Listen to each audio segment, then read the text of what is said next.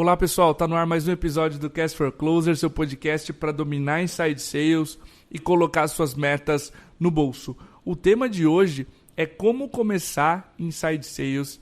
A gente trouxe um caso aqui da MeTime, um cliente nosso, a Ocean Drop, e o CEO da empresa, Murilo, vai falar um pouquinho com a gente como foi a trajetória de como começar. Essa é uma dor que a gente tem sentido de outras empresas com que a gente conversa em eventos, enfim, até comercialmente falando, como começar inside sales, quais são as dúvidas, os percalços, as dificuldades e as cabeçadas na parede de quem está começando. Ele vai contar um pouquinho da história de como foi começar inside sales. Murilo, seja muito bem-vindo, cara, ao Cast for Closers. Eu adoro o produto de vocês, já falei, sou cliente e tenho orgulho demais da trajetória que a gente acompanhou, vou comentar um pouquinho depois, desde a da aceleração do Darwin, né? Então seja bem-vindo, cara, ao nosso episódio. Fica à vontade para se apresentar, para comentar um pouquinho o que é o Ocean Drop, o que é alga, enfim, o que é um superalimento. E vambora, cara, seja bem-vindo. Fala, Diegão, beleza, cara? É um prazer estar aqui com vocês, participando desse podcast. E para nós vai ser uma satisfação imensa poder contribuir um pouquinho aí com quem está começando inside sales. Acho que a gente tem algumas experiências para poder contribuir nisso. Legal. Bom, resumindo um pouquinho, a Ocean Drop é uma empresa especializada em nutrição com superfoods.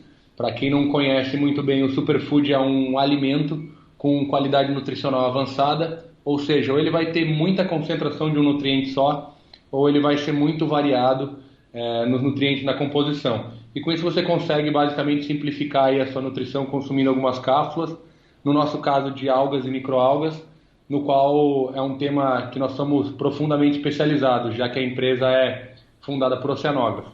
Então, para quem quiser conhecer mais, depois busca lá, tem Facebook, Instagram, pode entender um pouquinho mais do que é esse nosso cenário aí. Legal, cara. A gente, contextualizando, pessoal, a MeTime e a Ocean Drop foram aceleradas pela mesma aceleradora, o Darwin Starter. A gente começou trabalhando, a gente continua no local do Darwin, né, Murilo? Mas a gente começou todas essas empresas trabalhando no mesmo local e conversando com a Ocean Drop. A gente viu os pivôs da empresa, enfim. A gente notou que eles queriam começar, a gente teve essa conversa, pô, vamos começar inside sales. E a gente começou a acompanhar essa trajetória desde o começo. Murilo, eu queria que você abrisse o episódio contando como foi o começo dessa nova operação de inside sales para os nossos ouvintes que querem começar e entenderem a primeira fase da operação. Lembro que você fazia as primeiras ligações do nosso lado. Conta pra gente como foi o começo dessa operação. Tá, beleza. Bom, para fundamentar um pouquinho também, a gente iniciou com uma empresa com DNA digital, então a gente entendeu que a nossa venda deveria ocorrer por e-commerce no início da jornada. Aconteceu que no meio do caminho a gente percebeu que uma parcela dos nossos clientes se encontravam nas lojas físicas procurando produtos similares e consequentemente a gente estava perdendo uma fatia de mercado. Foi aí que a gente entendeu que a gente precisava iniciar um novo método de venda que atendesse em lojas de produto natural, mas a gente, por característica, era uma startup com recursos extremamente limitados, tanto de pessoas como de dinheiro, e consequentemente não poderia fazer uso dos métodos tradicionais. Normalmente utiliza-se aí o representante ou o distribuidor para estar fazendo essa venda, e a gente fez uma análise desse cenário, desse método de venda, e entendeu que ele não era para a gente. Por força do destino, aí eu imagino que você estava do nosso lado, né, na aceleradora, e estava bem na minha frente um método que poderia ser testado, porque até então ele não era utilizado para fazer esse tipo de venda no meu mercado, e aí foi então que a gente iniciou. Bom, no início, acho que como toda startup, aí o CEO tem um papel relevante nas vendas. Eu mesmo passei a mão no telefone, comecei a usar o sistema de vocês aí como uma ferramenta mesmo, uma tecnologia para que eu pudesse vender. E não teve muito segredo, cara, porque na realidade, no meu caso, eu estava querendo quebrar o status quo da venda dentro daquele mercado, que já era muito bem estabelecido. Então, eu criei uma hipótese de que eu conseguiria vender alga por telefone. E através disso eu comecei a, de fato, oferecer como um vendedor ofereceria diretamente na loja, só que com uma comunicação mais técnica, uma relação de maior confiança, já que eu tinha muita pontualidade nas ligações, eu ligava no horário que o cara me pedia para ligar. Se ele não conseguia me atender, isso não era um problema, porque eu ligava de novo. Então, na prática, foi muito tentativa e erro, vamos dizer assim, mas basicamente uma validação de hipótese. Alguém pode comprar meu produto por telefone? E para validar isso, cara, não teve outro método. Eu passei a mão no telefone, comecei a falar com os clientes e ver como isso se comportava, até que a gente fechou o primeiro. E a partir dali a gente começou a desenvolver o negócio em cima disso. Legal. Eu ainda lembro, cara, a gente era em 5 ou 6 aqui no processo de aceleração. Eu lembro, pô, tem um cliente do seu lado usando o seu produto. Eu lembro que quando você fez a primeira vez foi um Harlem Shake, a galera saiu da mesa aqui, a gente comemorou juntos teu primeiro cliente. E, cara, você comentou uma conversa que a gente teve que tu fechou as 10 primeiras vendas, né? Foi você que executou essa primeira validação. Você lembra em quanto tempo? Porque essa é uma dúvida que surge. Diego, se eu for contratar Inside Sales, em quanto tempo eu consigo saber se o meu mercado tá ok, se eu vou conseguir esses primeiros 10 clientes? Quanto tempo levou, Murilo? Você lembra esse time frame aí pra galera? Sim. Cara, respondendo objetivamente, né? Acho que dentro de um trimestre eu consegui ter certeza que eu poderia contratar um vendedor para começar a Inside Sales na empresa. Legal. Então, assim, de forma bem objetiva é isso. Agora, como que aconteceu para esses clientes acontecerem? Cara, meu primeiro ciclo de venda ultrapassou aí os 30 dias, seguramente. E, de fato, a característica desse cliente era de early adopter. Era um cara com a cabeça muito boa, um empreendedor muito ligado nas tendências, entendia o que era uma relação de confiança mesmo que a distância. Então, ele tinha uma característica X que me permitia concluir aquela venda, vender lá para Minas Gerais, aqui de Santa Catarina, mandando produto por avião. Então esse cara tinha que, realmente ter um perfil X. Né? No início foi difícil encontrar outras pessoas com esse perfil X. Então dentro de 2 meses, um pouco mais de 2 meses, eu acho que a gente conseguiu fechar os 10 primeiros clientes. Legal. Acho que aqui vale um parênteses, né, Diegão? Cada negócio é um negócio, mas o nosso ciclo de venda ele é muito curto. É uma compra que, poxa, dependendo do cliente, ela ocorre quase que de imediato. Ele só precisa fazer conta e tomar uma decisão. Perfeito. Então, acho que também tem essa característica de negócio para negócio que é importante levar em conta e não necessariamente utilizar o que a gente fez como padrão, né? Legal. Cara, um mercado que não estava acostumado, eu imagino, para tua compra. Não muito pelo ticket, mas pela forma como o modelo estava sendo realizado. Cara, esse é outro questionamento de quem começa. Será que o meu mercado está pronto? Enfim, compraria via internet ou via telefone? Como é que foi, ou como está sendo para vocês vender para um mercado que não está acostumado com esse tipo de modalidade? E que essas objeções vão surgindo e vocês vão lidando, enfim, como é que tá, ou como é que foi no começo quebrar essas primeiras objeções e vender para esse mercado que não estava acostumado? Cara, a gente partiu da premissa de que o que deveria existir entre o Oceandrop e um cliente era uma ótima relação, né? A gente deveria ser... Legal. A gente não deveria vender para esse cara, a gente deveria fazer ele vender mais. A gente partiu desse princípio. Com isso em mente, cara, a nossa abordagem, a nossa forma de conversar consultiva, né, assim como imagino que seja muito orientado por vocês e sobre qualquer tipo de vendedor do futuro, eu imagino que esteja baseado em venda consultiva, a gente entendeu que isso seria um diferencial de relacionamento, né, porque o método tradicional prevê que a pessoa esteja presencialmente, fui redundante aqui, mas prevê que a pessoa esteja presencialmente conversando, olho no olho, aperte na mão, para que aquilo gere a confiança. No nosso caso, a gente entendeu que essa confiança, que era o pilar da relação, poderia ser estabelecido de outra forma, com compromisso. Né? Eu poderia cumprir com o que eu tinha acordado com aquele cara, o produto chegar na hora, sem nenhum tipo de problema. Quando ele precisar de mim, eu estou à total disposição. Se ele precisar de qualquer coisa, eu estou sempre à disposição. E isso foi o que a gente entendeu, que apesar de eu não estar presente, poderia gerar diferencial.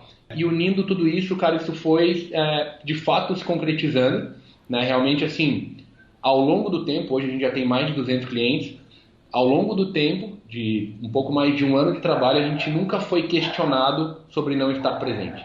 Legal, então, acho ótimo. Que esse é o ponto principal. Nunca houve o questionamento, cara, vocês não vão vir aqui na minha loja?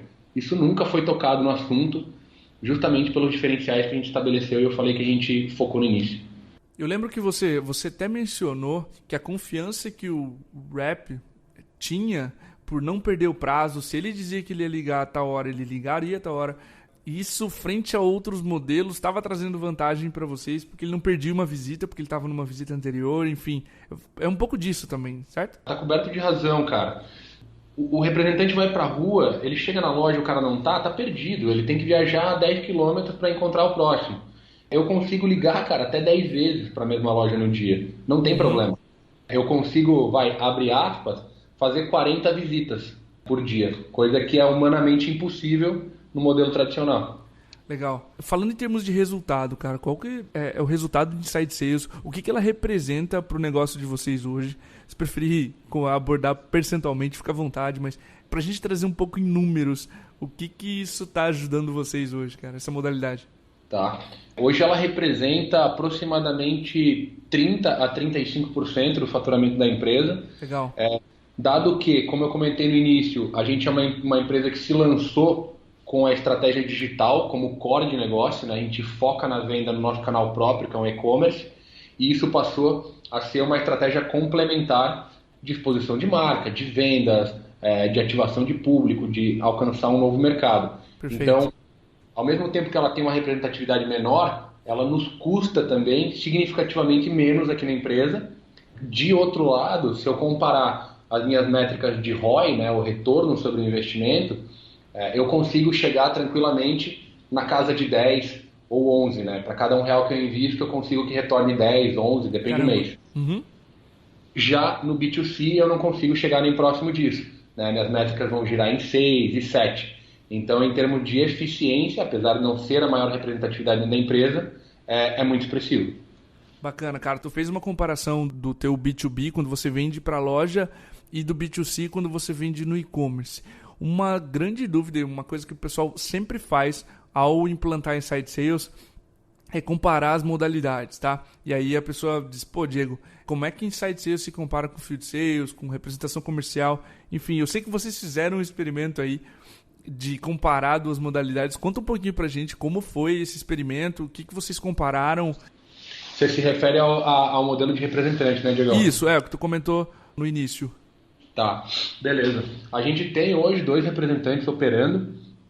Um fica em Florianópolis e outro em Porto Alegre. Na época que a gente iniciou Inside Sales, como era uma hipótese, eu fiz uso do método tradicional também para justamente comparar eles. Legal. Hoje, eu ainda tenho esses 2 representantes por uma questão de que se transformou uma relação de amizade e que, dentro do possível, esses meus representantes fazem um bom trabalho. A nível de comparação, cara, hoje o que eu consigo, por exemplo, eu acabei de contratar mais um vendedor, mas eu estava com 2 até agora, então meu time era bem pequeno, era um pré-vendedor e um vendedor. Perfeito. Hoje já tem o ciclo completo, né? O pré, o vendedor e o pós-venda. Quando eu tinha 2 caras, por exemplo, eu chegava a fazer uma métrica por pessoa 10 vezes superior, no mínimo, se comparado aos meus representantes. Então, cara, acho que sem mais delongas, né? Isso aí já o número próximo disso. E outra, sem essa galera tá na rua, enfim, com um custo menor que tu havia comentado no início, né? Cara, custo nem se compara, né, Diegão? Na prática, poxa, esse cara não tá gastando combustível, né? Ele não tá gastando alimentação fora, o custo de comunicação dele é muito mais baixo também. E em contrapartida é o que a gente já falou, né? Sobre o ganho de eficiência mesmo. Então, o resultado por si só mostra muito. Agora, quando a gente fala também em volume, em execução, em organização, em uso de tecnologia, vários fatores que levam ao resultado são coisas que também nem se comparam, né? Por exemplo, poxa, hoje, se eu precisar de uma informação de cliente, ou se eu precisar de dados de cliente, eu puxo em segundos. É coisa que um cara na rua sequer consegue tomar nota, né? Então, cara, um tanto quanto natural, assim, que o resultado seja múltiplo de 10, entendeu? Perfeito. Cara, a gente conheceu a operação de vocês, você acabou de comentar todos esses resultados, está fazendo 10 vezes com Inside Sales o que um representante comercial consegue fazer, está fazendo quase 2 vezes o ROI do teu e-commerce. Para a gente finalizar com uma mensagem, enfim, o que foi essencial na estratégia ou na atitude de vocês perante Inside Sales que deu tão certo? Se a gente pudesse passar isso para a audiência que está começando, decidindo se ainda vai implantar Inside Sales, o que foi o fator que você imagina, ou os fatores que você imagina que tenham mexido o ponteiro e feito o sucesso dessa estratégia para vocês, nesse mercado que não conhecia, não sabia que era possível comprar online? Tá. Vou colocar numa frase, mas são 3 fatores principais que eu percebo. Eu acho que para que essa estratégia funcione, a gente precisa de vendedores extremamente consultivos. Eu nunca estou vendendo um produto, eu estou sempre consultando clientes. Eu preciso de máxima transparência e compromisso, né? Eu preciso com que haja uma relação ganha-ganha, e isso fique transparente e tudo que eu prometa eu entregue. Legal esse ponto. E eu ganho a confiança através desse compromisso, né? Então, sempre que houver qualquer necessidade desse cara, eu esteja realmente à disposição muito rápido e resolva o problema sem burocracia. Então, isso supera, cara, esses 3 fatores aí. Ser consultivo, ser transparente e dar o suporte, por mais que sejam pilares básicos, se bem feitos, cara, eles superam qualquer estratégia presencial. Tudo bem, a estratégia presencial também pode contar desses fatores, não estou dizendo que isso não ocorra, mas você consegue se organizar melhor dentro de casa e, consequentemente, você consegue fazer bem melhor. E isso vai muito ao encontro do que você tinha dito de nem surgir objeção porque você lida com essa venda de forma consultiva e tem a confiança dessa pessoa. Então essa objeção de você não vai vir me visitar acaba nem surgindo, certo? Acaba nem surgindo, cara. E, poxa, foi uma surpresa enorme, né? Porque, cara, a gente consultou especialistas desse mercado para ter uma primeira validação dessa estratégia. Os caras falaram que não ia rolar, né? Justamente por isso. Cara, o cara quer olho no olho, quer pegar na tua mão, balançar tua mão ali e sentir o calor humano. Cara, nunca foi questionado mesmo, de verdade.